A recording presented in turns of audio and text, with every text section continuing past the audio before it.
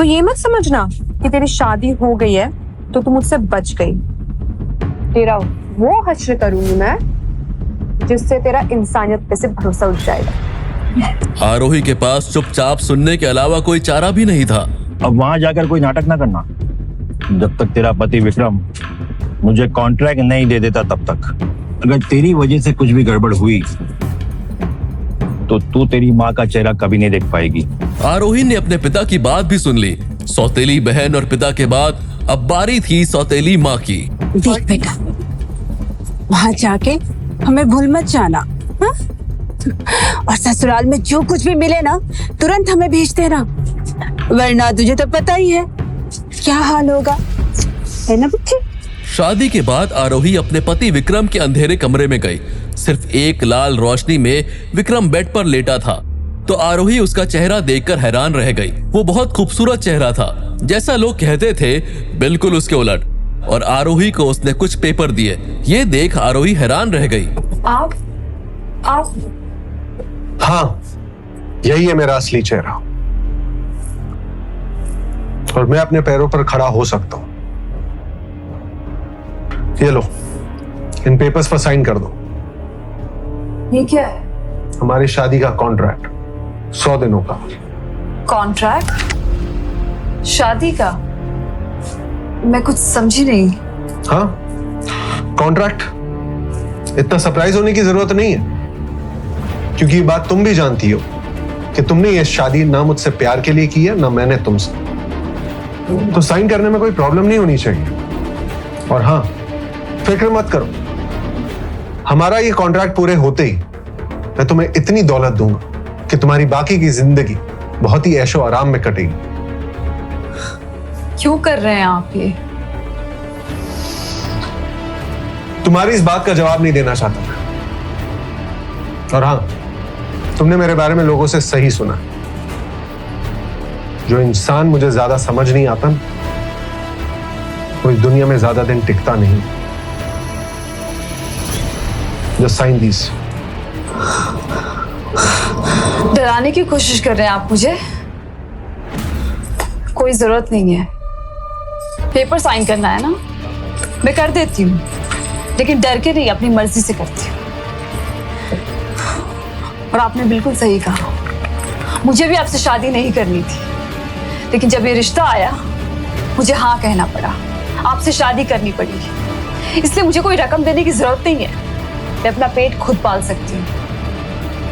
अब बेफिक्र रहिए। सुबह आरोही को उसकी सास इंद्रानी ने उसके मायके भेज दिया शादी के कुछ रस्म के लिए। दूसरी तरफ आरोही की बहन अनन्या आरोही के इंतजार में थी। हेलो राघव, तुम्हारी आरोही आ रही है अकेले रस्म निभाने के लिए। बढ़िया मौका है तुम्हारे पास। मायके पहुंचकर जब आरोही अपने कमरे में पहुंची तो उसके पैरों तले से जमीन सरक गई। राघव, तुम? राघव के सर पर किसी ने पीछे से जोर से वार किया। ये कोई और नहीं, विक्रम था, जो व्हील चेयर पर बैठा था। विक्रम आरोही को राघव से बचाकर अपने घर ले आया, लेकिन जब वो विक्रम के बेडरूम में जाने लगी तभी विक्रम के वफादार चरण ने उसे रोक लिया। आप अंदर नहीं जा सकती, सरकार का हुक्म है कि आप उनके बेडरूम में कभी नहीं जाएंगे। ये सुनते ही आरोही का गुस्सा मानो 7वें आसमान पे पहुंच गया, इसलिए वो अपने आप को रोक नहीं पाई और तीखी आवाज में कहा, ठीक है, नहीं जाऊंगी। मुझे भी कोई शौक नहीं ऐसे खड़ूस नक्शड़े इंसान के साथ एक ही कमरे में रहने का। ये बताओ कि मैं फिर किस कमरे में रहने वाली हूँ, या फिर मेरे लिए कोई कमरा है या नहीं? इसके बाद चरण आरोही को एक बड़े से बेडरूम में ले गया, जिसे बहुत खूबसूरती से सजाया गया था। आरोही का सारा सामान भी उसी कमरे में रखा हुआ था। चरण वहां से चला गया। आरोही थक चुकी थी, उसने नहाने का फैसला लिया। जब तक आरोही डिनर करने पहुंची तब तक विक्रम लगभग अपना खाना खा चुका था। थोड़ी देर बाद ही वो डिनर टेबल से उठ खड़ा हुआ। तभी आरोही का सेल फोन बजा। हेलो, कल का लंच मेरी तरफ से। किस खुशी में? अरे यार, मेरी जो गांव की जमीन थी ना, वो फाइनली बिक गई है और मुझे बहुत सारे पैसे आए हैं, और तू भी तो मेरी अच्छी दोस्त है, तो बस तेरे साथ लंच करने का मन करा। ठीक है, आ जाऊंगी। और मोहित को भी बुला लो। तू पागल है क्या?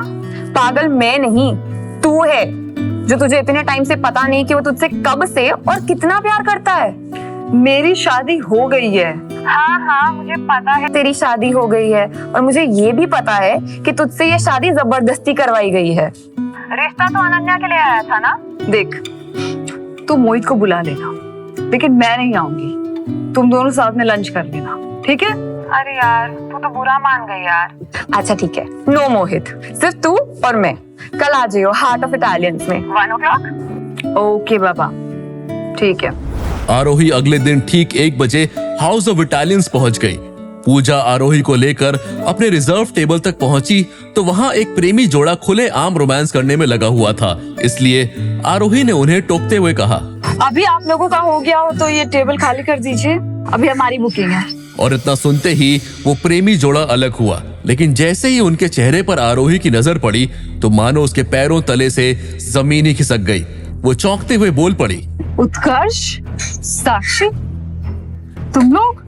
हाँ तुम, इसमें चौंकने वाली क्या बात है? हम तो यहाँ हर हफ्ते आते हैं। वैसे तुम यहाँ क्या कर रही हो? क्योंकि इस जगह आने की तुम्हारी औकात तो है नहीं। साक्षी आरोही की चचेरी बहन थी, जबकि उत्कर्ष आरोही का पहला प्यार। उन दोनों की सगाई भी होने वाली थी, लेकिन सगाई से 1 दिन पहले आरोही ने उसे साक्षी के साथ रोमांस करते पकड़ लिया था, जिसके बाद उनकी सगाई टूट गई थी और तब से उत्कर्ष और साक्षी साथ थे। इंसान को ना सिर्फ अपनी औकात की सोचनी चाहिए, दूसरों की नहीं। अब तुम लोग का हो गया हो ना तो फटाफट यहाँ से निकलो।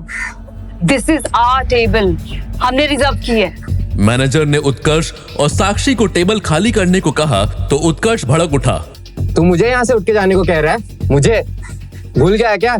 महीने में 10 बार से ज्यादा आता हूँ यहाँ पे, लाखों रुपए खर्च करता हूँ। क्या चाहते हैं, यहाँ आना बंद कर दूं मैं? मैनेजर ऐसा कीमती ग्राहक गंवाना नहीं चाहता था। मैम आप मेरे साथ आइए, मैं आपको इससे भी बेहतर टेबल देता हूँ। हमने ये टेबल बुक कराई है, हम यही बैठेंगे। आपको सच का साथ देना चाहिए और आप हमें ही बोल रहे हैं। ये टेबल हमने रिजर्व की हुई है, इन्हें कोई और टेबल दे दीजिए ना। आप दोनों नहीं मानोगे? मतलब क्या मतलब? अभी समझाता हूँ। सिक्योरिटी! लेकिन इससे पहले कि वो सुरक्षा गार्ड आरोही और पूजा को छू भी पाते, वहां एक भारी भरकम आवाज गूंजी। क्या हो रहा है यहाँ? आरोही ने पलट कर देखा तो उसकी आंखें बाहर आ गई, क्योंकि ये आवाज किसी और की नहीं बल्कि विक्रम की थी और उसके बगल में खड़ी थी आरोही की बहन अनन्या। विक्रम ने मैनेजर को बुलाया, जो विक्रम के डर से मानो कांप रहा था। तभी अनन्या ने कुछ ऐसा कहा जिसे सुनकर आरोही के कानों में जोर की हलचल पैदा हो गई। राजवीर, इसमें सदाकांत की क्या गलती थी? ये आरोही और साक्षी दोनों मेरी बहन हैं और उनकी बचपन से कभी नहीं बनी। अनन्या के मुंह से विक्रम की जगह राजवीर सुनकर आरोही और भी हैरान हो गई। फिर विक्रम ने वहां खड़े एक वेटर से कहा, आज से तुम यहाँ के नए मैनेजर और यहाँ सबके लिए एक समान रूल्स है। इसके बाद जहां विक्रम अनन्या के साथ वीआईपी सेक्शन में चला गया, वहीं साक्षी और उत्कर्ष से खाली कराई गई टेबल पर पूजा और आरोही खाना खाने लगे। लेकिन साक्षी और उत्कर्ष वहां से गए नहीं थे। एक जोर का मुक्का पड़ा, जिसके 2 दांतों के साथ साथ वो खुद भी जमीन पे जा गिरा। ये मुक्का उसे विक्रम ने मारा था, जो उसे और भी मारना चाहता था, लेकिन आरोही ने उसे रोक लिया। आरोही ने विक्रम का हाथ पकड़ लिया। विक्रम भौचक्का रह गया, जबकि मौका देख के उत्कर्ष तूफान की तरह वहां से भाग खड़ा हुआ। शर्म नहीं आई तुझे अपनी बहन के बॉयफ्रेंड के साथ ये सब करते हुए? हाँ, इसके बाद मेरे राजवीर के आसपास तू दिखी ना तो तेरे पति को रिकॉर्ड करके सब भेज दूंगी, समझी? राजवीर। ये देखते ही अनन्या गुस्से, जलन और डर से भर गई, क्योंकि विक्रम ने आरोही के इस कदम का विरोध भी नहीं किया। अनन्या ने खुद से बात करते हुए कहा, राजवीर कहीं आरोही के चक्कर में तो नहीं फंस गया? नहीं, मैं ऐसा नहीं होने दे सकती। मैं किसी भी सूरत में ये होने नहीं दे सकती। और अगर ऐसा हो गया तो मेरे हाथ से एक अमीर प्रेमी नहीं कहूंगी मैं सिर्फ, बल्कि आरोही राजवीर को यह भी बता देंगी कि उस रात कमरे में मैं नहीं आरोही थी उसके साथ। अगर राजवीर को ये पता लग गया तो वो मुझे बहुत से भी बदतर सजा देगा, क्योंकि मैंने उसे खुद बताया था कि उस दिन होटल इंपीरियल में मैं उसके साथ थी। अनन्या नहीं चाहती थी कि विक्रम को पता चले कि उस रात वो उस कमरे में आरोही और विक्रम के जाने के बाद आई थी और वहीं उसे राजवीर की अंगूठी मिली थी। उसने जिंदगी में कभी इतनी कीमती अंगूठी नहीं देखी थी। अगले ही दिन वो उसे बेचने बाजार में निकल पड़ी थी। ये अंगूठी आपके पास कैसे आई? ये तो मालूम है बहुत कीमती है, मुझे मेरे प्रिंस ने दी थी, मतलब मेरा बॉयफ्रेंड, और कहा था कि अगर जरूरत पड़े तो अंगूठी बेच देना, बहुत ज्यादा पैसे आएंगे जिससे जिंदगी ऐश से कटेगी। तो बताइए क्या कीमत दोगे आप इस अंगूठी की? अनन्या ने ये बातें बड़ी सहजता से बोली थी। ये सोचकर शायद सुनार को यकीन हो जाए कि उसने ये अंगूठी चुराई नहीं है, लेकिन सुनार एक पल को भी ये मानने को तैयार नहीं हुआ कि वो सच बोल रही है। उसे अब डर लगने लगा कि कहीं सुनार उसे चोर समझकर पुलिस ना बुला ले, जो वो किसी भी सूरत में नहीं चाहती थी। इसलिए उसने एक झटके से वो अंगूठी सुनार से वापस छीन ली और कहा, खैर छोड़िए, मुझे नहीं लगता आपकी दुकान में इतने पैसे हैं कि अंगूठी खरीद सके आप। मैं कहीं और दुकान में पूछ लूं। शुक्रिया। इसके बाद अनन्या वहां से निकल गई, लेकिन अब उसके कदम बड़ी तेजी से आगे बढ़ रहे थे। वो जल्द से जल्द अपने घर पहुंचना चाहती थी, क्योंकि उसे ये लग रहा था कि सुनार ने जरूर पुलिस को कॉल किया होगा। लेकिन इससे पहले कि वो कोई ऑटो या टैक्सी ले पाती, एक बड़ी लग्जरी कार ने उसका रास्ता ब्लॉक कर दिया, जिसमें से अगले ही पल एक महिला उतरी जिसने एक महंगा सूट पहना हुआ था। हेलो मिस, मेरा नाम शनाया है। क्या आप बता सकती हैं कि जो अंगूठी अभी आप बेचने की कोशिश कर रही थी वो आपको कहाँ से मिली? ये सुनते ही अनन्या का दिल जोरों से धड़कने लगा। वो अब समझ चुकी थी कि शायद इस अंगूठी ने उसको बहुत बड़ी परेशानी में डाल दिया है। इसलिए उसने अंगूठी निकाली और शनाया की ओर बढ़ाते हुए गिड़गिड़ाने लगी। देखिए, मैं सच कह रही हूँ, मैंने अंगूठी चोरी नहीं की है। मुझे अंगूठी उस दिन होटल इंपीरियल के कमरे में मिली थी। आप चाहे तो अंगूठी रख लीजिए, बट मेरी जान बख्श दीजिए प्लीज। क्या सच में अनन्या ने वो अंगूठी नहीं चुराई थी? क्या हुआ था उस रात होटल इंपीरियल में? आखिर कैसे पहुंची होटल के कमरे में आरोही? क्या है उस अंगूठी का राज? आओ बैठो। आरोही को पता था कि जब तक उसे अपनी मां नहीं मिलती तब तक उसे महेश्वर को झेलना पड़ेगा। इसलिए वो बिना कोई बहस किए अंदर बैठ गई। महेश्वर ने राख से भरा कलश आरोही को दिखाया। उसे देखते ही आरोही चौंक गई। अगर तुमने मेरी बात नहीं मानी तो ये राख तुम्हारी माँ की राख भी हो सकती है। महेश्वर जानता था कि आरोही को डराकर अपना काम करवाने के लिए इतना बोलना काफी था। आपके बोलने पर शादी की है मैंने। आप क्या चाहते हैं? आप अपने पति को जाकर बोल, तुम पर अटैक करने वाले गुंडों को ढूंढने के लिए जो उसने 24 घंटे दिए थे ना, मैं उन्हें ढूंढ नहीं पाया हूं। और अब 24 घंटे हो गए। मुझे डर लग रहा है कि वो मेरे साथ कुछ कर ना दे। उसको जाकर बोल ये मैटर बंद करने के लिए। और वैसे भी तुम्हें कुछ हुआ तो नहीं ना? तुम तो अच्छी हो।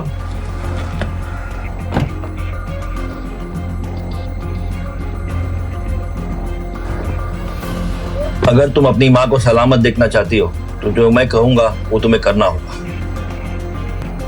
आरोही को किसी भी हाल में अपनी माँ को सेफ रखना था। आखिरकार इस पूरी दुनिया में वही एक उसकी अपनी थी। इसलिए आरोही के पास महेश्वर की बात मानने के अलावा और कोई ऑप्शन बाकी नहीं था। परेशान आरोही सीधा घर चली गई, क्योंकि वो जल्द से जल्द विक्रम से कांटेक्ट करना चाहती थी। लेकिन घर आने के बाद उसे नौकरों से पता चला कि विक्रम अभी घर नहीं आया था। आरोही को एहसास हुआ कि उसकी और विक्रम की शादी को 2 दिन हो गए, लेकिन उसके पास विक्रम का नंबर तक नहीं है। आरोही ने घर के नौकरों से नंबर लेना चाहा, लेकिन किसी भी नौकर के पास विक्रम का नंबर नहीं था। आरोही को याद आया कि चरण विक्रम का सबसे वफादार नौकर है, उसके पास जरूर उसका नंबर होगा। लेकिन चरण के बारे में पता करने पर आरोही को पता चला कि वो भी किसी काम से बाहर गया हुआ था। उसके पास अब और कोई ऑप्शन नहीं था, इसलिए उसने अपनी बहन अनन्या को कॉल किया। अनन्या, राजवीर है क्या तुम्हारे साथ? शर्म बची है थोड़ी आरोही तुम में? इतना सब करने के बाद तुम राजवीर के लिए फोन कर लियो? बेशरम। अनन्या को इस तरह से बातें करता सुन राजवीर ने अनन्या के हाथ से मोबाइल ले लिया। अनन्या मुझे बस ये जानना। आरोही ने जैसे ही फोन पर राजवीर यानी अपने पति विक्रम की आवाज सुनी, वो 2 सेकंड के लिए कहीं खो गई। क्या काम है, बोलो। आरोही पहली बार फोन पर विक्रम की आवाज सुन रही थी और ये आवाज उसे बहुत अट्रैक्ट कर रही थी। राजवीर, कुछ इम्पोर्टेंट बात करनी थी। अभी भेजियो, शाम को घर आकर बात करूंगा। विक्रम की बात सुनकर आरोही ने बिना कोई बहस किए फोन रख दिया। वो सोचने लगी कि विक्रम को कन्विंस कैसे करेगी। काफी देर तक सोचने के बाद उसे ख्याल आया कि क्यों ना वो विक्रम के लिए उसका मनपसंद खाना बनाए। शायद इस बात से खुश होकर वो उसकी बात मान जाए। विक्रम के आने से पहले आरोही ने पूरा खाना बनाकर उसे अच्छे तरीके से डाइनिंग टेबल पर सजा दिया।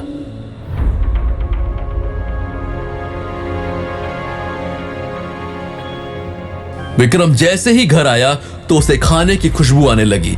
उसने देखा कि टेबल पर कई ऐसी चीजें थी जो उसके पसंद की थी। उसने अपने नौकरों से पूछा, खाना किसने बनाया? तो सारे नौकरों ने अपनी आंखों से आरोही की तरफ इशारा किया। विक्रम जल्दी से फ्रेश होकर खाने की टेबल पर बैठ गया और खाने पर टूट पड़ा। बहुत दिनों बाद विक्रम को ऐसा लगा कि उसने घर का खाना खाया था। खाना तो पसंद आया था, लेकिन साथ ही उसे आरोही के फोन कॉल वाली बात याद आ गई। इतना क्या इंपॉर्टेंट काम आ गया था जो मुझसे बात करने के लिए तुमने अपने बहन के फोन पे कॉल किया था? मुझ पर अटैक करने वाले लोगों के बारे में पता लगाने के लिए आपने जो मेरे पापा को काम दिया था, उस मैटर को क्लोज कर दीजिए। वैसे भी मैं अब सेफ हूँ, तो इस मैटर को बढ़ा के मैं अपने पापा की मुश्किलें और नहीं बढ़ाना चाहती। वो 24 घंटे अब पूरे हो चुके हैं। मैं अब कुछ नहीं कर सकता। चरण महेश्वर को पकड़ने ऑलरेडी निकल चुका है। और हाँ, ये मत सोचना कि आज तुमने मेरे लिए ये डिनर बनाया तो मैं अपनी बात बदल लूंगा। मेरा डिसीजन नहीं चेंज होगा। विक्रम की बात सुनकर आरोही को समझ आ गया था कि चाहे वो कितनी भी कोशिश कर ले, विक्रम उसकी बात नहीं मानेगा। सॉरी माँ, मेरी लाख कोशिशों के बाद भी मैं आपको सेफ नहीं रख पाई। सिर्फ एक दिन ऐसा खाना बनाने से कुछ नहीं। अगर तुम अगले 30 दिन इसी तरह डिनर बनाती रही तो मैं अब शायद तुम्हारी बात मान लूं। बिल्कुल, मैं 30 दिन क्या, 2 महीने, 4 महीने, इनफैक्ट पूरी लाइफ तुम्हारे लिए खाना बनाने के लिए रेडी हूँ। इतना बोलते ही आरोही रुक गई। उसे याद आया कि ये शादी 100 दिनों के कॉन्ट्रैक्ट की थी। आरोही की बात पूरी होने पर विक्रम ने चरण को कॉल किया और महेश्वर को कुछ ना करने का ऑर्डर देकर फोन काट दिया। आरोही को इस बात की खुशी थी कि विक्रम ने उसकी बात मान ली और महेश्वर भी उसकी मां को नुकसान नहीं पहुंचाएगा। विक्रम की तरफ अट्रैक्ट होती हुई आरोही की फीलिंग गुस्से में बदल गई।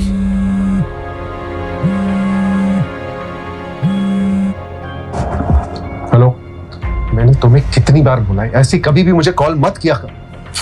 राजवीर, मैं तुम्हें बहुत मिस कर रही हूँ और मेरी तबीयत भी ठीक नहीं लग रही। प्लीज मुझे मिलने आ जाओ ना। बीमार हो तो डॉक्टर के पास जाओ। मेरे आने से क्या बदल जाएगा? अनन्या जानती थी कि राजवीर इतनी आसानी से नहीं मानेगा। राजवीर, तुम्हें याद है जब मैंने अपनी जान पर खेलकर तुम्हारी जान बचाई थी? तब से मेरी तबीयत ठीक नहीं रहती, बुखार आते जाते रहता है मुझे। और देखो, आज भी मुझे बुखार आया हुआ है, तब रही हूं मैं बुखार में। अनन्या की बात सुनकर विक्रम उसकी बात मानने के लिए मजबूर हो गया, क्योंकि उसे अभी भी लगता है कि उस रात अनन्या ने ही उसकी जान बचाई थी। विक्रम अनन्या से मिलने के लिए रेडी हो गया। जब उसने अनन्या से पूछा कि उसे कहां मिलने आना है, तो अनन्या ने उसे होटल पर्ल के रूम नंबर 501 में आने को कहा। हेलो डॉक्टर मोहित। आरोही, जल्द से जल्द हमें पर्ल होटल जाना होगा। हमारे रेगुलर कस्टमर शर्मा जी वहाँ पर हैं और उनकी तबीयत बहुत ज्यादा खराब हो गई है। उन्हें एक्यूपंक्चर की इंजेक्शन तुम ही दे पाती हो, इसलिए तुम्हें भी मेरे साथ वहाँ जाना होगा। ओके डॉक्टर मोहित, मैं अभी आती हूँ।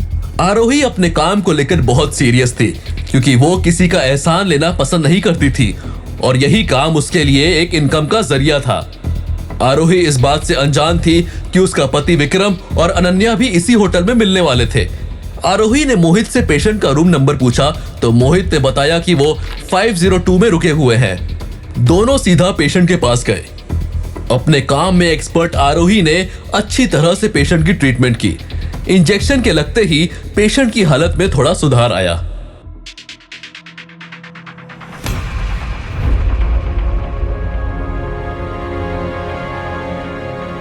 तुम इतनी रात को इस आदमी के साथ यहां क्या कर रही हो? नहीं सर,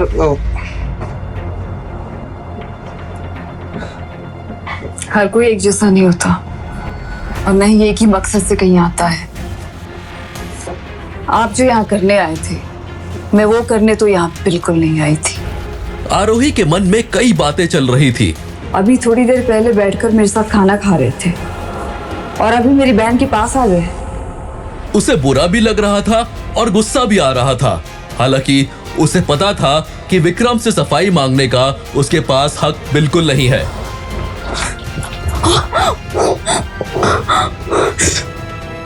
वहां खड़े मोहित और अनन्या ये देखकर दंग रह गए थे।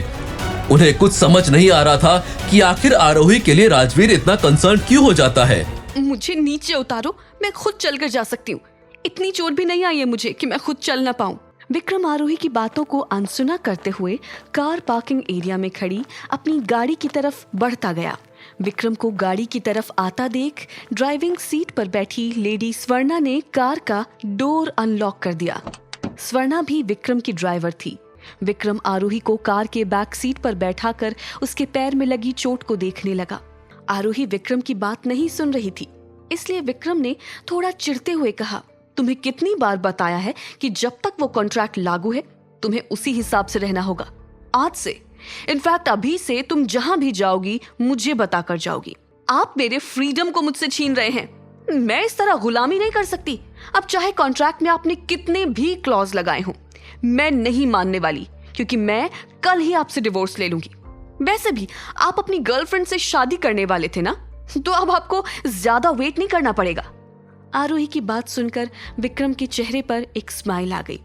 उसने हंसते हुए कहा, तुम ये भी नहीं कर सकती, क्योंकि तुमने खुद उस पेपर पर साइन किया था जिसमें यह भी मेंशन था कि अगले 100 दिनों से पहले तुम तलाक नहीं ले सकती हो। विक्रम की बात सुनकर आरोही को गुस्सा तो आया, लेकिन विक्रम को पहली बार हंसता देखकर आरोही सब भूल गई और उस चेहरे की हंसी में जैसे कहीं खो गई। आरोही अपने ख्यालों में थी, तभी कार का दरवाजा अचानक बंद होने के कारण आरोही का ध्यान टूटा। विक्रम कार के बाहर से स्वर्णा को बोला कि वो आरोही को घर ड्रॉप कर दे। कार अब होटल की वीआईपी पार्किंग से निकल चुकी थी। दूसरी तरफ आरोही के होटल से जाने के बाद भी मोहित और अनन्या वहीं होटल में खड़े थे। अनन्या का गुस्सा अब 7वें आसमान पर था। अनन्या मोहित की किसी भी बात का जवाब दिए बिना वहां अपने होटल के कमरे में आई और मोहित के मुंह पर कमरे का दरवाजा बंद कर दिया और बेड पर जाकर बैठ गई। तभी अनन्या के फोन पर राजवीर का कॉल आया। कॉल पिक करके वो जल्दी से बोली, कहाँ चले गए थे? मैं नहीं आ पाऊंगा, तुम वापस घर चली जाओ। ये सुनते ही अनन्या चिढ़ गई। उसे इस बात का यकीन होने लगा था कि आरोही और राजवीर के बीच कुछ तो चल रहा है। अनन्या ने अपने फोन से शहर के सबसे बड़े गैंगस्टर को कॉल लगाया। वो इस गैंगस्टर से न्यू ईयर की पार्टी पर मिली थी और उसके साथ अनन्या की अच्छी पहचान थी। गैंगस्टर के कॉल पिक करते ही अनन्या ने कहा, तुम्हारे लिए काम है, लेकिन 20 लाख रुपए लगेंगे।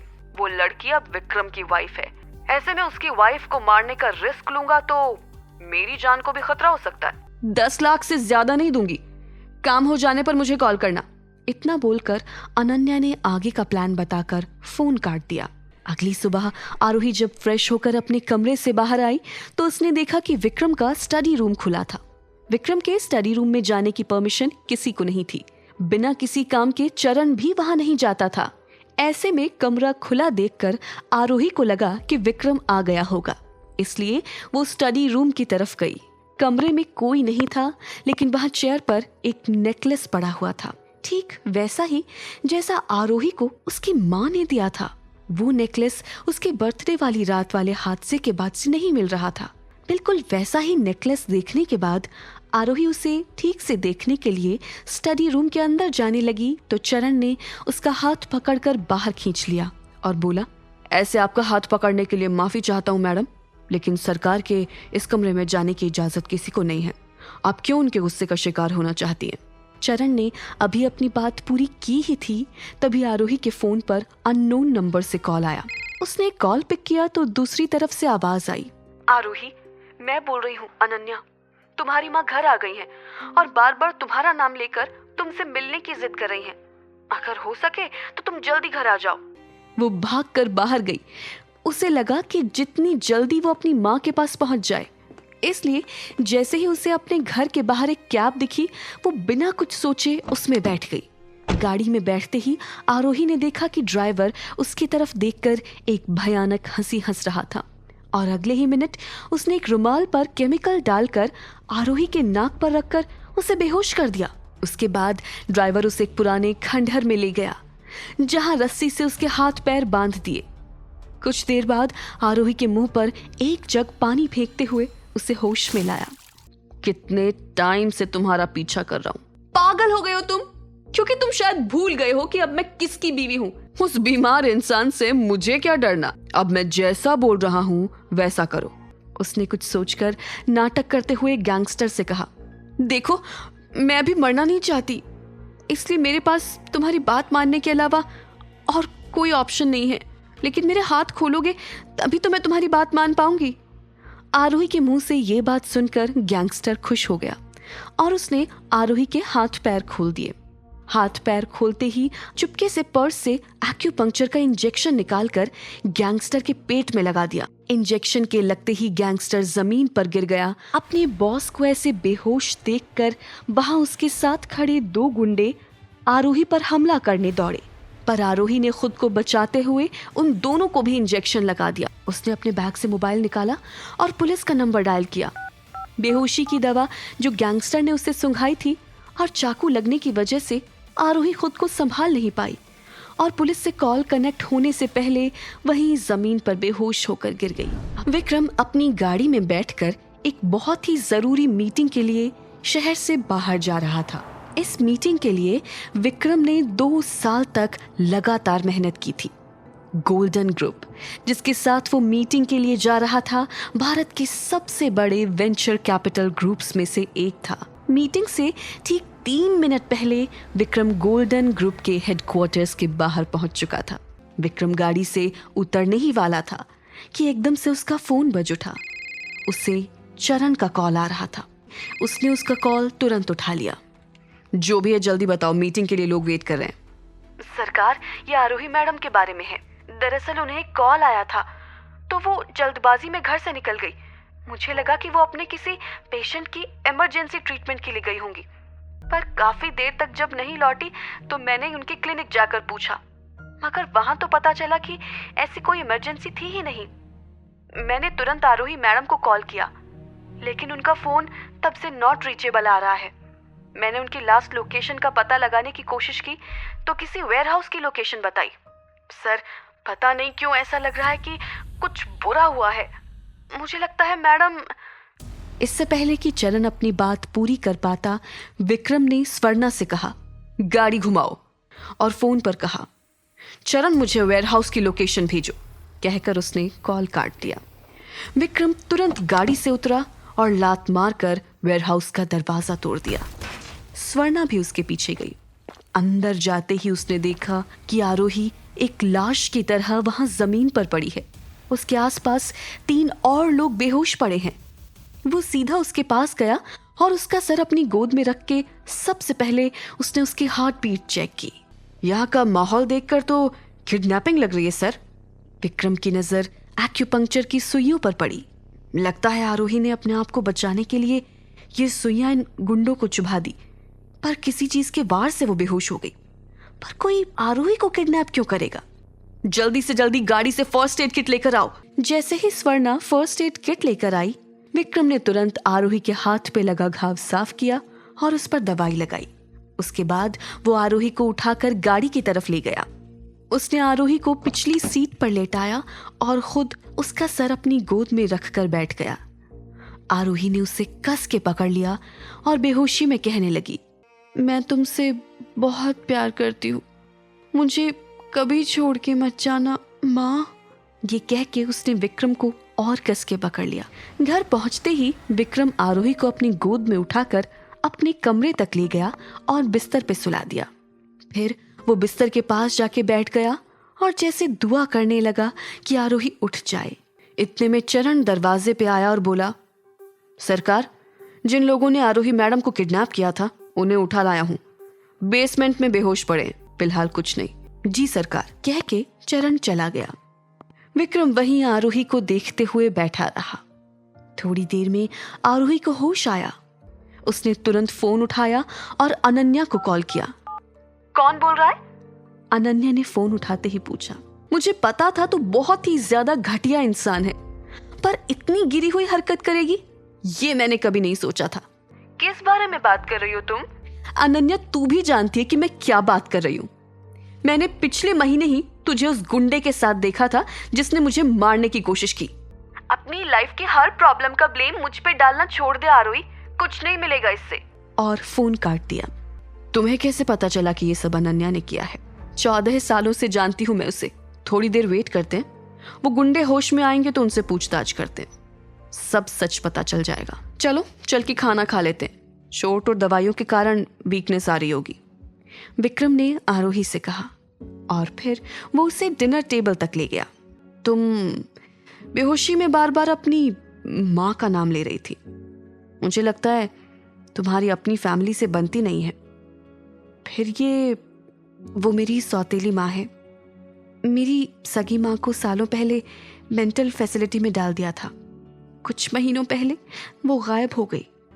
जब आपका शादी का रिश्ता आया, मेरे पापा ने मेरे आगे यही शर्त रखी थी कि अगर मैं शादी के लिए हाँ कर देती हूँ तो वो मुझे मेरी माँ से मिलवाएंगे, पर शादी होते ही वो मुकर गए। अब तो बस ऐसा लगता है कि वो अपना काम निकलवाने के लिए मेरा इस्तेमाल करते हैं। माँ से मिलाने के लिए शादी की शर्त क्यों? मेरे बाप को बस अपने पर्सनल फायदे से मतलब है। जब उन्हें पता चला कि रायजादा खानदान से रिश्ता आया है, उन्हें लगा कि मेरी शादी हो जाएगी तो आपसे प्रोजेक्ट मिलने के चांसेस बढ़ जाएंगे। ये सुन के विक्रम को लगा कि उसके और आरोही के बीच में कितनी सिमिलैरिटीज हैं। चरण तेजी से अंदर आया और विक्रम के पास खड़े होकर बोला, महेश्वर के साथ हमारी जिस प्रोजेक्ट की बात चल रही थी, पर सरकार वो 100 करोड़ की डील है। और आप जानते हैं कि महेश्वर, हाँ जानता हूं कि शायद महेश्वर ये प्रोजेक्ट हैंडल ना कर पाए, पर तुमसे जितना कहा जा रहा है उतना करो। अगले दिन विक्रम सुबह जल्दी उठकर अपनी लाइब्रेरी में बैठकर कुछ पढ़ते हुए चाय पी रहा था, जब चरण तेजी से लाइब्रेरी में आया और बोला, सरकार, उन गुंडों ने बता दिया है कि आरोही मैडम पे हुए हमले के पीछे कौन है। कौन? वही जिसका डर था, आरोही मैडम की बहन अनन्या। आरोही अपने कमरे में आराम कर रही थी जब चरण उसके पास आया। मेरे साथ चलिए मैडम। चरण की आवाज सुन के ऐसा लग रहा था जैसे वो हड़बड़ी में है। आरोही उसके साथ चल दी। जैसे ही घर के बेसमेंट में पहुंची, उसने देखा कि विक्रम भी वहां मौजूद था। वो 3 गुंडे जिन्होंने उसको मारने की कोशिश की थी, घुटनों के बल जमीन पर बैठे हुए थे। मैडम, हमें प्लीज माफ कर दो, हम ये गलती फिर कभी नहीं करेंगे। हम कभी तुम्हारी तरफ आंख उठा के भी नहीं देखेंगे, पर प्लीज हमें माफ कर दो। ठीक है, आरोही ने कहा, मैं तुम्हें माफ कर दूंगी। बस मुझे इतना बताओ कि ये तुमने किसके कहने पर किया? हमने तो जो कुछ किया आपकी बहन अनन्या के कहने पे किया। उसकी इस बात से आरोही का शक यकीन में बदल गया। आप क्या कहते हैं, इनके साथ क्या करना चाहिए? जो तुम्हें ठीक लगे वो ही करना चाहिए। वैसे इन सब की मास्टरमाइंड तो अनन्या है, उसके साथ क्या करेंगे? विक्रम ने अनन्या के मेंशन पर नजरें चुरा ली। तो जिसने इनसे ये सब करवाया है वो तो इससे भी बुरा डिजर्व करती है ना। मैं अनन्या के साथ ऐसा बर्ताव नहीं कर सकता। वाह, क्या हिपोक्रेसी है ये। कोई और आपकी बीवी की तरफ आंख उठाकर भी देखे तो आपको गुस्सा आ जाता है, पर आपकी गर्लफ्रेंड अनन्या उसे मारने की कोशिश करे तो आपके मुंह से छू तक नहीं निकलती। मुझे आज तक लगता था कि आप इंसान जैसे भी हो, कायर नहीं है। आज वो भी गलत साबित हो गया। वो बेसमेंट से निकलकर सीधा घर से बाहर चली गई। सारी बातों से ध्यान हटाने के लिए उसने अपने क्लिनिक जाना ठीक समझा। विक्रम ने वहां से निकल के अनन्या को कॉल किया। फोन उठाते ही अनन्या चहकते हुए बोली, हाय बेबी, मैं अभी तुम्हारे बारे में सोच रही थी। I miss you so much. Vikram ये सब बकवास सुनने के मूड में नहीं था। मुझे 10 मिनट में रोज गार्डन में मिलो। अनन्या को विक्रम की इस रूड टोन की आदत थी। ओके बेबी, मैं तुम्हारा वेट करूंगी, जल्दी आना। थोड़ी देर बाद विक्रम अपनी गाड़ी लेकर अनन्या से मिलने रोज गार्डन पहुंचा। ये मत सोचना मैंने तुम्हें इसलिए जाने दिया क्योंकि मुझे किसी भी तरह की कोई फीलिंग्स है। ये सिर्फ इसलिए है क्योंकि तुमने उस रात मेरी जान बचाई थी। पर मैंने किया क्या है? नाटक मत करो, तुम अच्छी तरह जानते हो कि तुमने क्या किया है। We are over. आज के बाद मुझे कभी कॉल मत करना, प्लीज ऐसा मत करो। जो औरत अपनी बहन के साथ ऐसा कर सकती है वो किसी की सगी क्या होगी? कहकर विक्रम वहां से तुरंत निकल गया। अनन्या ये सुन के किसी स्टैचू की तरह वहां खड़ी हो गई। उसे ये सोच के गुस्सा आ रहा था कि आरोही ने उसके बॉयफ्रेंड को उसके खिलाफ भड़काया है। दूसरी तरफ आरोही अपने क्लिनिक के पास वाले रेस्टोरेंट में बैठकर खाना खा रही थी। वो पानी लेने के लिए उठी ही थी कि अनन्या वहां पहुंच गई। तू अपने आप को समझती क्या है? हाँ, तेरी वजह से राजवीर ने मुझसे ब्रेकअप कर लिया है। खुश है तू अब? आरोही ये बात सुन के सच में खुश हो गई। तुझे जरा भी शर्म है? कह के वो आरोही को मारने के लिए उसकी तरफ बढ़ने ही लगी थी कि एकदम से उसे लगा जैसे वो पैरालाइज हो गई है। क्या किया तूने? मैं हिल क्यों नहीं पा रही हूँ? वैसे तो तेरे घटियापने की कोई दवाई नहीं है, पर इस सुई पर लगी दवाई से कम तू अपना घटियापन जगह जगह नहीं फैलाएगी। आरोही ने उसे अपनी एक्यूपंक्चर वाली सुई दिखाते हुए कहा। अब तक विक्रम अपनी गाड़ी में वहां आ चुका था। उसने दोनों को लड़ते हुए देखा। अनन्या से ब्रेकअप करने के बाद विक्रम को पूरा यकीन था कि अनन्या कुछ न कुछ उल्टा सीधा करेगी, इसलिए उसने आरोही के क्लिनिक आने का फैसला किया था। अनन्या ने सरकास्टिक टोन में कहा, पापा को विक्रम का प्रोजेक्ट मिल चुका है, ऐसा नहीं हो सकता। उन्होंने कहा था कि प्रोजेक्ट साइन होने पे मुझे माँ से मिलवाएंगे। आरोही कुछ समझ नहीं पा रही थी। उसने तुरंत अपना बैग उठाया और अनन्या को वहीं पड़ा हुआ छोड़कर वहां से जाने लगी। बाहर निकलते ही उसे विक्रम की गाड़ी वहां खड़ी दिखी। विक्रम ने दरवाजा खोला और आरोही को अपने पास बुलाया। आपने मेरी वजह से अनन्या से ब्रेकअप किया? विक्रम ने हाँ में सर हिला दिया और वो वहां से जाने लगी कि विक्रम ने उसे रोककर एक अंगूठी दी और उसे पहनने को कहा। ये अंगूठी मेरे लिए बहुत स्पेशल है और मैं चाहता हूं कि मेरी पत्नी ये अंगूठी अपनी उंगली में पहने। आरोही ये सुन के शर्मा सी गई और अंगूठी पहन के वहां से चली गई। वो ये नहीं जानती थी कि उसके अंगूठी में एक जीपीएस ट्रैकर था जिससे आरोही की लोकेशन हमेशा विक्रम को पता चलती रहे। दूसरी तरफ आरोही सीधे महेश्वर एंड कंपनीज पहुंची। वो सीधा महेश्वर के केबिन में चली गई। और कितना झूठ बोलोगे आप मुझसे? आरोही थोड़ा लिहाज रखो, ये मेरा ऑफिस है। मैं लिहाज रखूं? माँ से मिलाने के नाम पे मेरा रिश्ता तय करें आप। विक्रम से बचने के लिए मेरी माँ को मारने की धमकी दे आप। विक्रम से प्रोजेक्ट मिल जाने के बाद भी मुझे मेरी माँ से ना मिलवाए आप और मैं लिहाज रखूं? आरोही, टेक्निकली मैंने तुमसे कोई झूठ नहीं बोला है। एक बिजनेस डील को पूरा होने में टाइम लगता है, तो जब तक मेरे पास डील के पूरे पैसे नहीं आ जाते मैं तुम्हें तुम्हारी माँ से नहीं मिला सकता।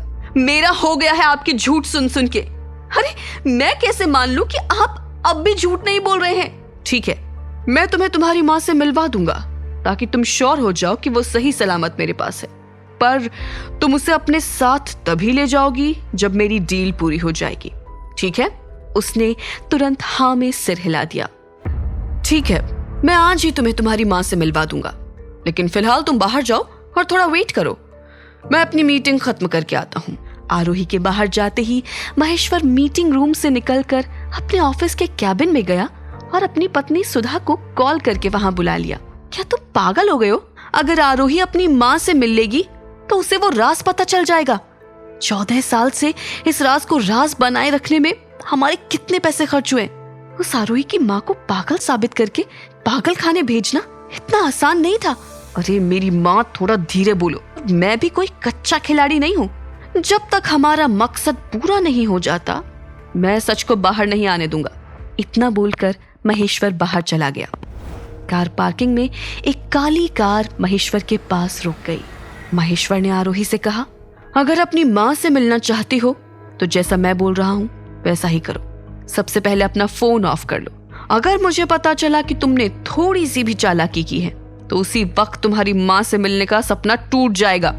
जैसे ही आरोही फोन ऑफ करके कार में बैठी, कार में बैठे ड्राइवर ने उसकी आंखों पर एक काली पट्टी बांध दी। उसके बाद महेश्वर ने उसे सख्त हिदायत दी कि जब ड्राइवर बोलेगा कि लोकेशन पर आ गए हैं उसके बाद ही इस पट्टी को उतारना। बीच में कोई होशियारी नहीं चलेगी। विक्रम की दी हुई अंगूठी न सिर्फ महंगी थी बल्कि ये एक हाई टेक डिवाइस थी जिससे आरोही के लोकेशन का अपडेट विक्रम अपने मोबाइल पर देख सकता था। विक्रम ने जब अपने मोबाइल पर आरोही का लोकेशन देखा कि वो घर आने की जगह कहीं और जा रही थी तो तुरंत अपने ड्राइवर स्वर्णा के साथ आरोही के अपडेटेड लोकेशन का पीछा करने लगा। हम तुम्हारी माँ के पास आ चुके हैं। इस घर में फिलहाल तुम्हारी माँ रहती है। गाड़ी से उतरकर वो सीधे उस छोटी सी झोपड़ी की तरफ बढ़ गई। वहां पहुंचकर जैसे ही उसने दरवाजा खोला तो देखा उसकी माँ लता बिस्तर पर बैठी हुई थी। महेश्वर भी दाखिल हुआ। अपने सामने महेश्वर को देखकर लता डरते हुए बोली, तुम जाओ यहाँ से, यहाँ मत आओ। तुम अपनी माँ से इतने दिनों बाद मिली हो तो उसके साथ बात करो, मैं डिस्टर्ब नहीं करूंगा। इतना बोलकर महेश्वर बाहर चला गया और निकलते हुए कमरे का दरवाजा बंद कर गया। अब आरोही खुद पर काबू नहीं कर पाई और लता के गले लग गई। कौन हो तुम? उसने रोते हुए कहा। माँ, मैं आपकी बेटी आरोही हूँ। ये सुनते ही लता के चेहरे पर खुशी के हाव भाव आ गए।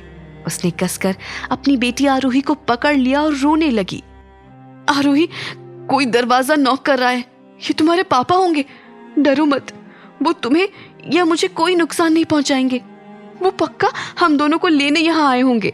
थोड़ी देर तक लता आरोही के साथ अजीब अजीब सी बातें करती रही और फिर अचानक बहुत नर्वस हो गई और उसने अपनी कांपती हुई आवाज में अपनी बात जारी रखी और आरोही से कहा, आरोही बेटी, तुम्हें उस महेश्वर से बच के रहना चाहिए। वो हम दोनों को मार देगा। लता इससे पहले कि और कुछ बोल पाती, महेश्वर ने लात मारकर दरवाजा खोल दिया और आरोही की तरफ देखकर बोला, चलो, मुलाकात का वक्त खत्म हुआ। माँ, मुझे अभी जाना होगा, लेकिन मैं जल्द ही आपको लेने वापस आऊंगी। मैं बस आपको किसी भी हाल में सेफ देखना चाहती हूँ। न चाहते हुए भी वो चुपचाप महेश्वर के साथ कार के पास चली गई। कार के पास खड़ी होकर वो अभी भी उस कमरे की तरफ देख रही थी जहां उसकी बेबस माँ थी। महेश्वर ने आरोही की तरफ आंखों पर बांधने के लिए वही काली पट्टी बढ़ाई जिसे बांधकर आरोही इस जगह आई थी। आरोही अपने हाथों में काली पट्टी लेकर कार में बैठ ही रही थी कि उसने देखा सामने से एक शानदार कार धूल उड़ाती हुई उसकी तरफ आ रही थी। आरोही अपनी गाड़ी से बाहर आकर देखने लगी। गाड़ी ठीक महेश्वर की कार के पास आकर रुकी। दरवाजा खुलते ही चरण उतरा और एक व्हील चेयर खोली। इसके बाद स्वर्णा ने पीछे वाली सीट का दरवाजा खोला और विक्रम को उतारकर व्हील चेयर पर बैठाया। मैं यहाँ अपनी वाइफ और उसकी माँ को लेने आया हूँ। माफ कीजिएगा विक्रम जी, आपके लिए अच्छा होगा कि आप मेरे फैमिली मैटर्स में ना पड़े। आप अपनी पत्नी को लेकर यहाँ से जा सकते हैं, लेकिन उससे ज्यादा कुछ करने की इजाजत मैं आपको नहीं दूंगा। आपको क्या लगता है मैं आपसे परमिशन मांग रहा हूँ? मैं वही करूंगा जो मैंने अभी अभी कहा। विक्रम की बात सुनकर महेश्वर कुछ बोलता इससे पहले उसके गुंडों के सरदार ने गुस्से में विक्रम की तरफ देखा और बोला, आज तू गया। उसके आदमी विक्रम पर हमला करने दौड़े। महेश्वर उन लोगों को रोकना चाहता था मगर तब तक बहुत देर हो गई थी। हालांकि गुंडे विक्रम तक पहुंच पाए इससे पहले ही विक्रम के साइड में खड़े चरण और स्वर्णा ने गन निकाली। ये सब देखकर महेश्वर की आंखें फटी की फटी रह गई। उसकी अब अपनी जगह से हिलने की भी हिम्मत नहीं हो रही थी। आरोही हैरान थी। वो बिना वक्त गवाए सीधा अपनी माँ के कमरे की तरफ गई। वहां अभी भी 2 गुंडे खड़े थे, लेकिन किसी ने डर के मारे आरोही को अंदर जाने से रोका नहीं। आरोही दरवाजा खोलकर कमरे में गई और बोली, चलो माँ, घर चलो। आरोही जल्दी से लता को बाहर ले गई और उसे विक्रम की गाड़ी में बैठा दिया। उसके बाद आरोही ने स्वर्णा के हाथ से गन छीनी और लेकर महेश्वर के सामने दाग दी। देखो बेटा, तुम ऐसा नहीं कर सकती। भूलो मत मैंने तुम्हें जन्म दिया है, मैं तुम्हारा पिता हूँ। तुम मेरा क्या, किसी भी लड़की का बाप होने लायक नहीं है। आरोही ने बिना अपनी पलक झपकाए महेश्वर से कहा, तुमने मेरे और मेरी माँ के साथ जो किया उसके लिए अगर मैं आज तुम्हारी जान भी ले लूं तो मुझे पाप नहीं लगेगा, लेकिन मैं तुम्हारी तरह हैवान नहीं हूं, इसलिए आज मैं तुम्हारी जान बख्श रही हूं। लेकिन आज से मेरा और माँ का तुमसे कोई रिश्ता नहीं है। इतना बोलकर आरोही सीधा कार में अपनी माँ के पास आकर बैठ गई। आरोही के कार में बैठते ही विक्रम ने चरण की तरफ इशारा किया और चरण ने व्हीलचेयर पर बैठे विक्रम को कार में बैठने में मदद की। विक्रम को कार में बैठता देखकर लता ने आरोही से पूछा, ये कौन है और ये हमारे साथ क्यों बैठ रहा है? ये आपकी बेटी के पति हैं। आपकी बेटी की शादी हो चुकी है। लता फिर बड़बड़ाने लगी, बेटा दरवाजा बंद कर लो वरना बिल्ली आ जाएगी। कुछ ही देर में आरोही और लता बातें करते करते गाड़ी में ही सो गए। महेश्वर के साथ मेरी कंपनी जो प्रोजेक्ट करने वाली थी उसे कैंसिल कर दो और उस तक मेरा ये मैसेज पहुंचा दो कि आज तक उसे इस कंपनी से जो भी बेनिफिट मिल रहे थे वो अब नहीं मिलेंगे। ठीक है, आप सभी को घर पहुंचाने के बाद मैं सारे पेपर्स रेडी करवा देती हूँ। कुछ ही देर में सब घर पहुंच गए। स्वर्णा ने आरोही को जगाया। आरोही ने देखा कि विक्रम वहां नहीं था और उसकी माँ वहीं सो रही थी। दवाई के असर की वजह से लता की नींद गहरी थी, इसलिए आरोही ने स्वर्णा और चरण के साथ मिलकर लता को कमरे में ले जाकर सुला दिया। सरकार ने कहा है कि आज से आपकी माँ इसी कमरे में रहेगी, ठीक आपके कमरे के पास। और मैडम, अब आपको डरने की भी जरूरत नहीं है। आपकी माँ अब आपके घर में सेफ है। इतना बोलकर चरण अपने काम में लग गया। आरोही कमरे का दरवाजा बंद करके विक्रम के पास फर्स्ट फ्लोर पर चली गई। आरोही 2 कदम विक्रम की तरफ बढ़ के बोली, आपने मेरी माँ की जान बचाई, उसके लिए थैंक यू। मैं आपका ये एहसान कभी नहीं भूलूंगी। फ्यूचर में कभी भी अगर आपको मेरी हेल्प की जरूरत होगी तो मैं हमेशा आपकी मदद के लिए तैयार रहूंगी। खुद को कभी अकेली मत समझना। तुम मुझे और मेरी माँ को अपनी फैमिली मान सकती हो। विक्रम की इस बात से आरोही के चेहरे पर हंसी आ गई और वो विक्रम को फिर एक बार थैंक यू बोलकर वहां से चली गई। जैसे ही वो अपने कमरे के दरवाजे तक पहुंची, उसके कदम चक्कर आने से लड़खड़ा गए और उसने वही उल्टी कर दी। आरोही की ये हालत फर्स्ट फ्लोर से ऊपर आते चरण ने देख ली। वो भागता हुआ आरोही के पास आया और बोला, मैडम, ये तीसरी बार आपको ऐसे उल्टी होते देख रहा हूँ। आपकी तबीयत तो ठीक है ना? ऐसी कोई बड़ी बात नहीं है, शायद थकान और स्ट्रेस की वजह से हो रहा होगा। आरोही की बात सुनकर चरण वहां से चला गया। आरोही अपने कमरे के दरवाजे पर खड़ी थी।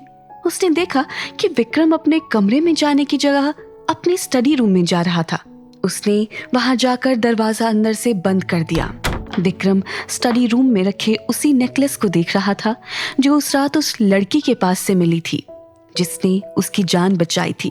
जब भी मैं इस नेकलेस के करीब आता हूँ, मुझे इस नेकलेस से वैसी ही खुशबू आती है जैसी खुशबू मुझे आरोही के करीब जाने पर आती है।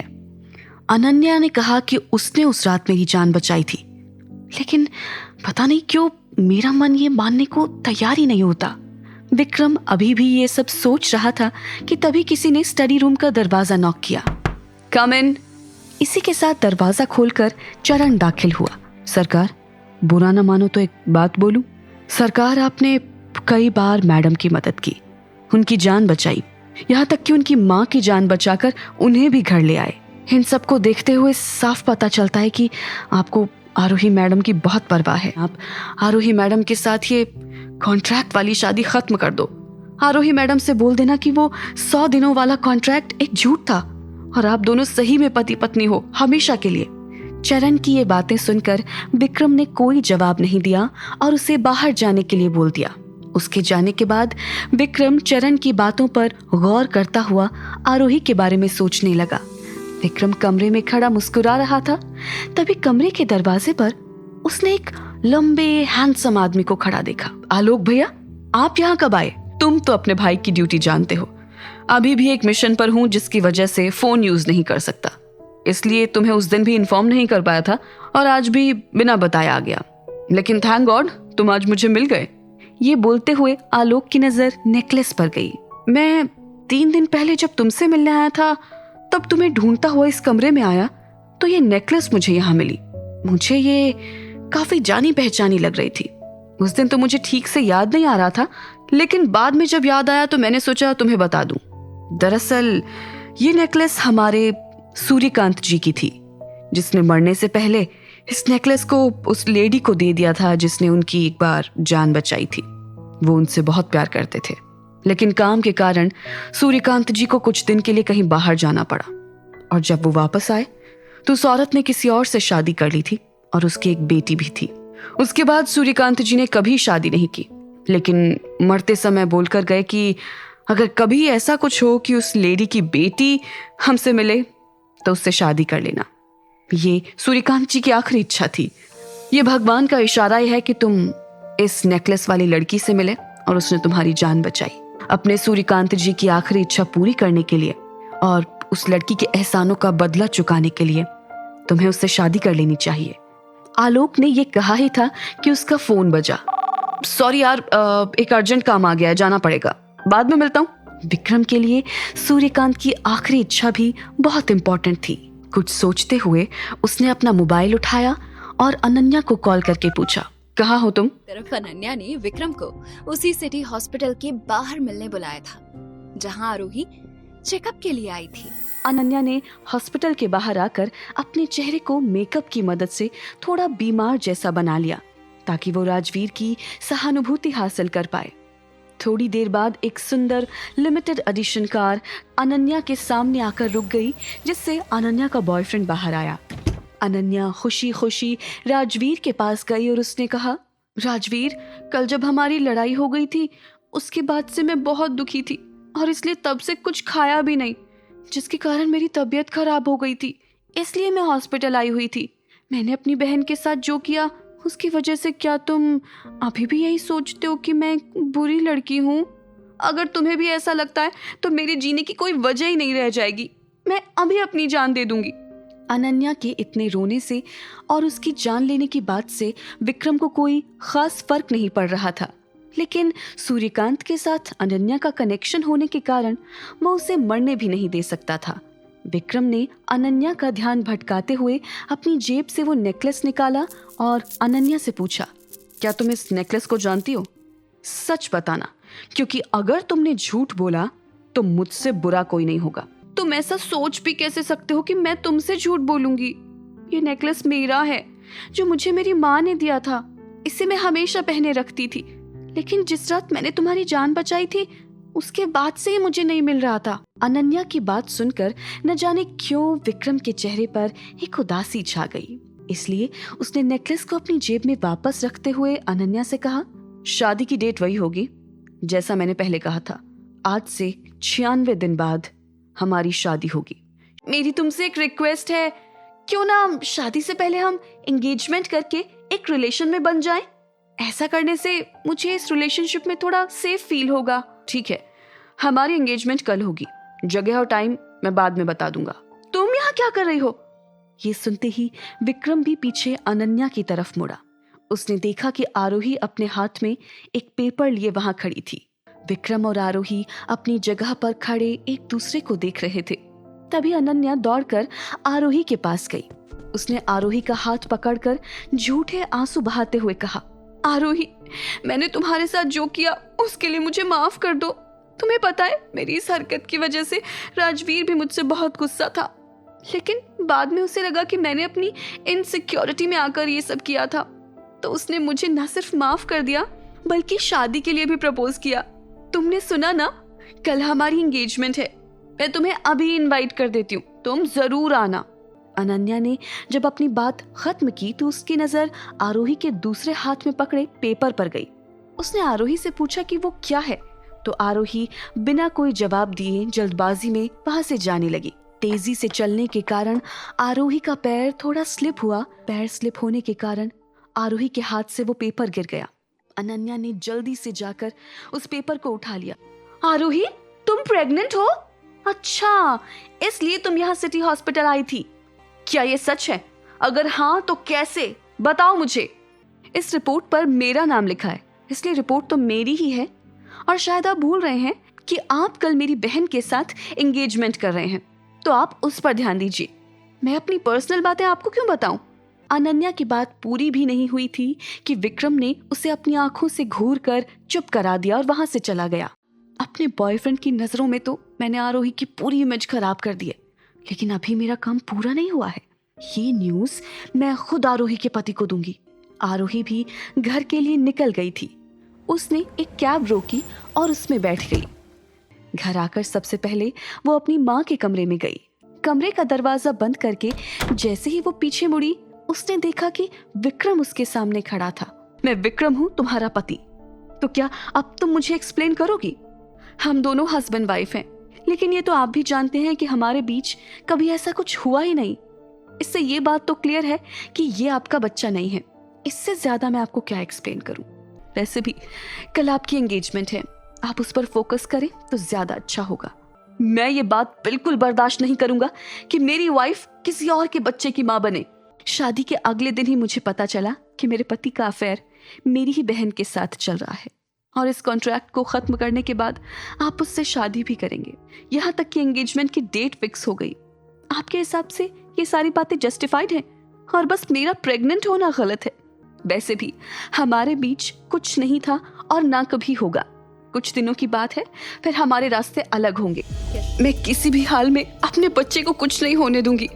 अपने बच्चे को सेफ रखने के लिए मैं अपनी माँ को लेकर यहाँ से भाग जाऊंगी और सीधा सिटी हॉस्पिटल चली गई, जहाँ डॉक्टर ने आरोही को चेक करने के बाद उससे कहा, किसी भी तरह का ज्यादा स्ट्रेस लेने से तुम्हें कंसीव करने में प्रॉब्लम हो सकती है और ये बच्चे के लिए अच्छा नहीं है। आरोही सोच रही थी कि वो किसी भी हाल में विक्रम के इरादे को कामयाब नहीं होने देगी। आरोही अभी ये सोच ही रही थी कि तभी उसके मोबाइल पर एक अननोन नंबर से कॉल आया। उसके कॉल रिसीव करते ही दूसरी तरफ से आवाज आई, विक्रम बात कर रहा हूँ, कहाँ हो तुम? मम्मी वापस आ गई हैं और आते ही तुम्हें ढूंढ रही हैं। मुझे कुछ काम था इसलिए बाहर आई थी।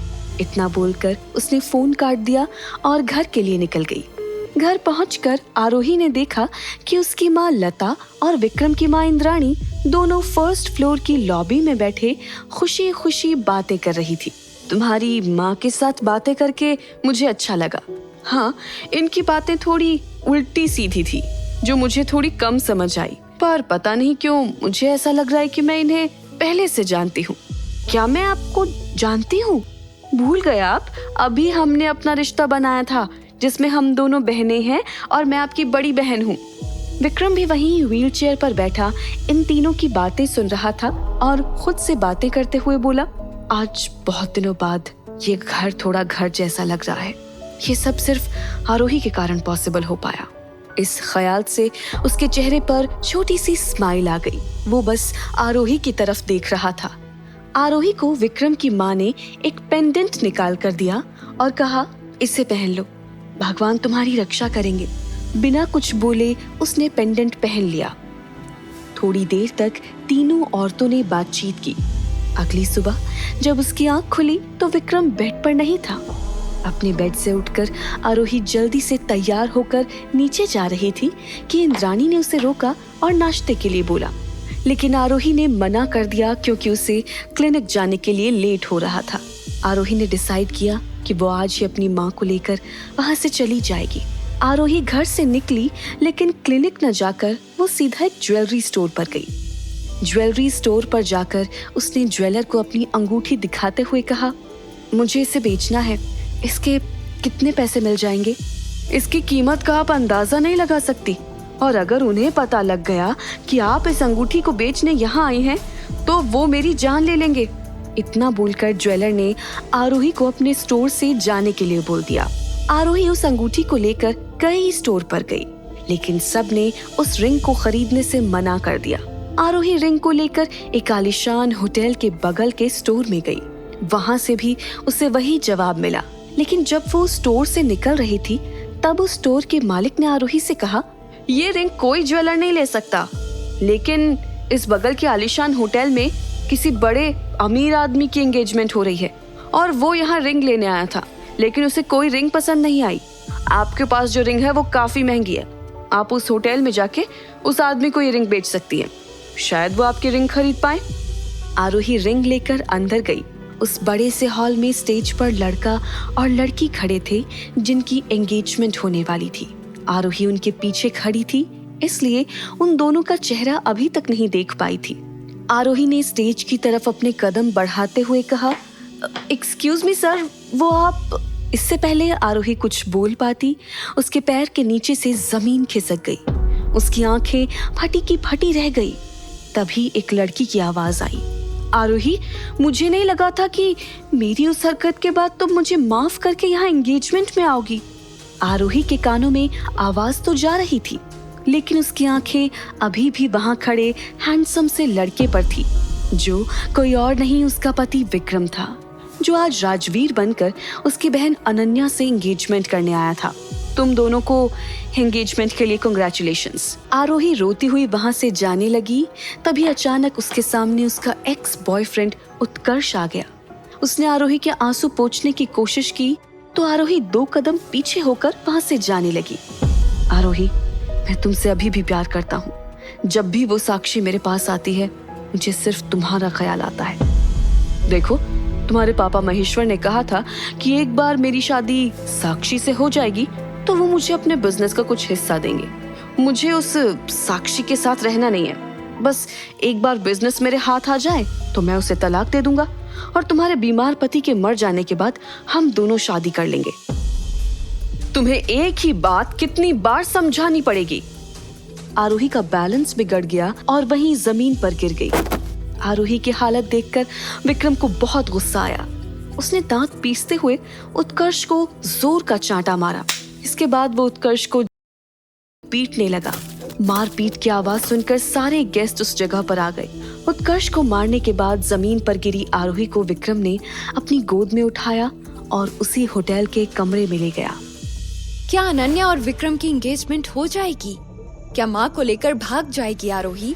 क्या होगी उस एंगेजमेंट वाली अंगूठी की असली कीमत, जिसे किसी की खरीदने की औकात नहीं है? ये जानने के लिए देखिए अगला एपिसोड सिर्फ पॉकेट FM के YouTube चैनल पर, और शादी के बाद के सारे एपिसोड सुनने के लिए डिस्क्रिप्शन में दी गई लिंक से डाउनलोड कीजिए पॉकेट FM ऐप।